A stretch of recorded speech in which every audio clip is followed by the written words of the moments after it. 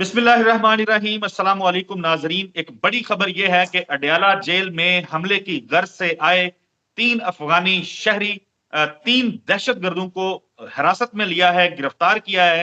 पाकिस्तान की security forces, हमारे जो सिक्योरिटी अदारे हैं, उन्होंने ये जो लोग गिरफ्तार हुए हैं, ये अडयाला जेल पे हमला करना चाहते थे। इनके पास से भारी पैमाने पे बारूदी मवाद और हैंड ग्रेनेड्स और सुनने में ये आया है कि नक्शे बरामद हुए हैं। बड़ी खबर है, इमरान खान साहब जो हैं वो अडयाला में कैद हैं। वही नहीं बल्कि चौधरी परवेज लाही समेत सैकड़ों जो मुल्जमान या मुजरमान हैं, वो अडयाला जेल की कैद में हैं। एक बहुत बड़ा ये हमला हो सकता था जिसे हमारे अदारों ने बड़ी कामयाबी से नाकाम बनाया है और इन लोगों को एक नामालूम मकाम के ऊपर मुंतकिल करके उनसे तफ्तीश जो है शुरू कर दी गई है। एक तो हमने इस हवाले से बात करनी है।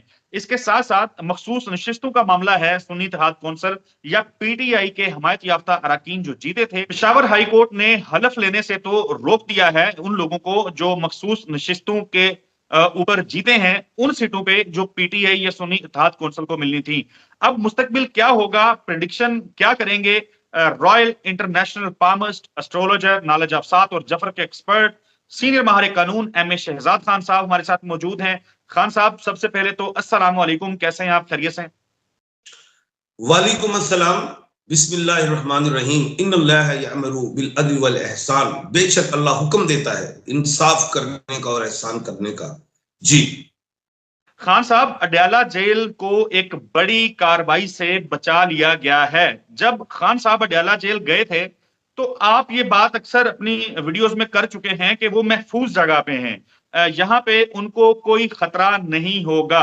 आज खतरा बना, जाहिर है अडयाला जेल है, सिक्योरिटी फोर्सेस मौजूद होती हैं, काम कर रही हैं, दहशतगर्द गिरफ्तार हो गए हैं, तो कैसे, क्या कहेंगे इसके ऊपर आप?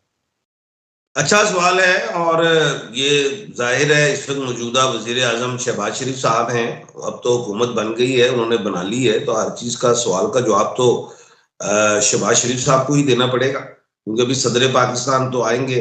ये सदर पाकिस्तान भी हैं, चलो अभी मौजूद अभी तो हैं, आई नहीं। मौजूदा सूरत हाल में मैंने जो मैं बताता चलूं, पहले ही आपके प्रोग्राम में कहा था कि खान का एक बाल भी टूट गया ना तो उसकी जिम्मेदार हुकूमत हो, तो वो अपनी जान से ज्यादा खान की बात करेंगे। एक बात तो ये तो चलो शुक्र अल्हम्दुलिल्लाह दहशतगर्द पकड़े गए, ये तो बड़ी शुक्र की बात है। और सिक्योरिटी फोर्सेस को भी मैं सलाम पेश करता हूँ कि हमारा कौमी हीरो लीडर इकबाल का शाहीन, मशरिक का सूरज, अल्हम्दुलिल्लाह उसका बाल बिका नहीं हुआ, अल्हम्दुलिल्लाह। तो बाकी ये लम्हा फिक्रिया भी है कि वहां तक ये दहशतगर्द आ गए, इनको पहले ही पकड़ लेना चाहिए था पीछे। लेकिन शुक्र अल्हम्दुलिल्लाह फिर भी हमारी पुलिस जो भी मौजूद थी जिसने गिरफ्तार किया उनको सलाम ही है, लेकिन एक सवालिया निशान भी है। तो बाकी अब खान की और हिफाजत पहले से ज्यादा बढ़ जाएगी। और क्योंकि खान साहब के पास तो वकला ही बड़ी मुश्किल से पहुंचते हैं, तो उनके लिए इतनी सिक्योरिटी चेकिंग होती है, उनको मिलने नहीं दिया जाता। तो ये एक सवालिया निशान आ रहा है कि भाई वहां तक कैसे पहुंच गए। लेकिन फिर भी शुक्र अल्हम्दुलिल्लाह, कौम की दुआएं, ओवरसीज पाकिस्तानियों की दुआएं, मेरी दुआएं, आपकी दुआएं खान के साथ है। इंशाल्लाह बाल बीका नहीं होगा। जी बिल्कुल ठीक है। एम ए शहजाद खान साहब, पेशावर हाई कोर्ट ने फैसला ये सुनाया है कि मखसूस नशिस्तों पे वो लोग जो पीडीएम से ताल्लुक रखते हैं, उन सीटों के ऊपर जीत के इलेक्शन अच्छा, एक मिनट सॉरी, मैं एक बात करता चलूं। ये तो चलो मैंने दुआएं वगैरह दे दी, खराज तहसीन पेश कर दिया खान साहब के हवाले से उन फोर्सेस को। मौसल योग लगा है इमरान खान साहब को, मौसल योग। जब हाउस के इनर, जायचे के इनर हाउस में जुपिटर आ जाए, सूरज हो, मरीख हो, मरकरी हो, इस तरह के बड़े प्लैनेट्स हों तो उसे मौसल योग कहते हैं। और मौसल योग ज्यादातर उसको लगता है जो लोग कौम के खैर ख्वाह हों, लीडर हों, मजबूत कुव्वत इरादियत के मालिक हों, ना झुकने वाले ना डरने वाले। ये तो एक मुहावरा है ना, ये जेन्युइन बात है इस मौसल योग का कि ना झुकते हैं, ना बिकते हैं, ना डरते हैं, ये फ्रंट फुट पे रहते हैं। तो मौसल योग की वजह से भी खान साहब पे हमला नहीं हुआ। जी ओके, बिल्कुल ठीक है। एम ए शहजाद खान साहब, मखसूस नशिस्तों वाला सवाल है, पेशावर हाईकोर्ट का फैसला है कि हलफ नहीं उठाना। ये वक्ती खुशी है पीटीआई के लिए, खुशखबरी है, या आप समझते हैं कि ये जो एक मंसूबा बनाया गया था कि ये नशिस्तें भी पीडीएम की जमातों को दे दी जाएंगी, अब कोई ऐसा चक्कर, इसको रोका जाएगा? ये सीटें सुन्नी इत्तेहाद कौंसिल को या पीटीआई को मिल सकेंगी? बात यह है कि अभी पांव जलने शुरू हुए हैं। वो कहते नहीं कि जो बांदरी के पैर सड़ जाना तो अपने बच्चे भी पैरों थले ले लेंगी। अभी तो पांव जलने शुरू हुए हैं पीडीएम पार्ट 2 के। एक टाइम आएगा कि ये जो मैंने मिसाल दे दी है। खैर, बात यह है कि इलेक्शन इस्लामाबाद हाई कोर्ट ने 3 नोटिफिकेशन मुअत्तल कर दिए थे, याद होगा, वो इस्लामाबाद की सीटों पे। तो मैंने पेशन गोई की थी, ये मुअत्तल तो हो गए हैं। आपके प्रोग्राम की तवज्जो से भी मैंने पेशन गोई की थी और बेशुमार चैनल्स पे कहा था। मैंने कहा लेकिन election commission of Pakistan direction नहीं लेता, क्योंकि वो खुद मुख्तार इदारा है। तो मैंने कहा ये केस जाएगा इलेक्शन कमीशन ऑफ पाकिस्तान के बाद, उस केस को डिसमिस कर देंगे, हियरिंग करेंगे, सुन के फारिग कर देंगे। अब इधर जो पिशावर हाई कोर्ट है, वो सारे जस्टिस साहिबान कस्टोडियन ऑफ द कॉन्स्टिट्यूशन है और उनके फैसले बड़े दबंग आए और उन्होंने तो बल्ला दे दिया था इमरान खान साहब को, लेकिन सुप्रीम कोर्ट ऑफ पाकिस्तान ने उड़ा दिया। तो ये पिशावर हाई कोर्ट ने दबंग फैसला तो कर दिया, लेकिन ये मामला आएगा कहां? ये इलेक्शन कमीशन ऑफ पाकिस्तान में आएगा और वो फिर खुद मुख्तार है, उसने फिर उड़ा देना। अब बात ये है खान साहब, ये मामला सुप्रीम कोर्ट ऑफ पाकिस्तान इसके बाद जाएगा, तो मैं वहां क्या बता रहा हूं ना, अब सुनिए मुझे। अब बात ये है कि इलेक्शन कमीशन ऑफ पाकिस्तान फिर उड़ा देगा जब उसके हाथ में गेंद आएगी, वो जगह मार के बाउंड्री से बाहर फेंक देगी। ये सारा मामला जो है, इसका बोझ जो है, जो मैं शुरू से कहता रहा हूं कि हर हल की चाबी सुप्रीम कोर्ट ऑफ पाकिस्तान के पास है। उनके पास ऐसे आर्टिकल मौजूद हैं, जो होता रहा है हमेशा। पीछे अगर हम देखें, इस आर्टिकल को उठाओ उधर कर दो, इधर से उठाओ उधर कर दो, उसकी इंटरप्रिटेशन और खुद करते हैं जस्टिस साहिबान, तो वो कर लेंगे। लेकिन अभी मौजूदा सूरत हाल में एक खुशखबरी सुना देता हूं कि पीटीआई को रिलीफ मिलेगा सुप्रीम कोर्ट ऑफ पाकिस्तान से। अब वो रिलीफ क्या होगा वो बताता हूं, इसके लिए मुझे थोड़ी सी बात बतानी होगी। सबसे पहले तो हमारी पीटीआई की, हमारी का मतलब मैं भी पीटीआई हूं, मैं भी काला कोट हूं। हमारी पीटीआई की लीगल टीम ने बेवकूफियां हजारों की हैं, एक नहीं की है। मैं इसको किसी और अल्फाज में कहूं तो वकला हजरात नाराज होंगे मुझसे, लेकिन मैं तमाम वकला हजरात की इज्जत ही करता हूं। लेकिन मैं ये भी कहता हूं कि जिसका काम उसको साजे। हजारों दफा मैंने हर प्रोग्राम में कहा कि हामिद खान साहब को बीच में रखें।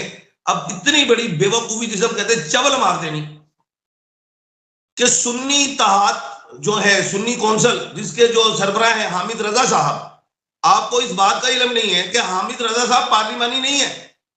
उन्होंने अपनी जमात से इलेक्शन ही नहीं लड़ा, उन्होंने लड़ा आजाद हैसियत में, नंबर 1। और साथ ही इलेक्शन कमीशन ऑफ पाकिस्तान को एक लेटर भी दे दिया कि मुझे जो मखसूस नशिस्तें नहीं चाहिए। मफहूम बयान कर रहा हूं, 2 चवलें हो गई। अब हमसे जो बड़ी चवल हुई है वो क्या हुई है? वो ये है, पीटीआई की बात करूं, पीटीआई हूं मैं, वकील हूं, मैं अपनी चवल कहूंगा, ये मेरी है चवल। और भाई आपने सुन्नी इत्तेहाद को ठीक है शामिल कर लिया, वो अचक सही जो थे वो तो पार्लियामेंट थे, उन्होंने अपनी जमात से भी इलेक्शन लड़ा और सीट भी जीती। उनको आप शामिल करते तो मखसूस नशिस्तें मिलती। तो इलेक्शन कमीशन ऑफ पाकिस्तान को तो मौकफ मिल गया, आपने खुद मौकफ दे दिया कि जी मखसूस नशिस्तें नहीं चाहिए और वो आजाद हैसियत में लड़ पड़े। ये कानूनी बात कर रहा हूं। अब मैं कानूनदान हूं, मेरा उड़ना बचोना ओढ़ना बचोना कानून है। मैं कोई ऐसी लूज बात नहीं करता जो लोगों की अकल में ना है, ये अकली बात है। अब बताता हूं अगली बात। अगली बात यह है कि अब ये मामला चला जाएगा वो सुप्रीम कोर्ट में, इलेक्शन कमीशन वो क्या कहते हैं मखसूस नशिस्तों के हवाले से। अब उधर जो हमारे honourable chief justice of Pakistan हैं, उन्होंने आज बहुत बड़ा फैसला दिया भट्टो के हवाले से, भट्टो शहीद के हवाले से, और वो सबको कौम को लेके चल रहे हैं। तो मैं समझता हूँ मेंटली तौर पे, मैंने पहले पेशेंट को याद पे भी की थी कि पीपल्स पार्टी के जो भट्टो शहीद है, मैं भी भट्टो शहीद कहता हूँ, जुडिशियल मर्डर कहता हूँ मैं कहा वो रिलीफ मिलेगा। वो क्या मिला? उन्होंने आज कह दिया कि जी ट्रायल जो था वो ठीक नहीं हुआ, ठीक है, और आज 44 साल बाद हुआ।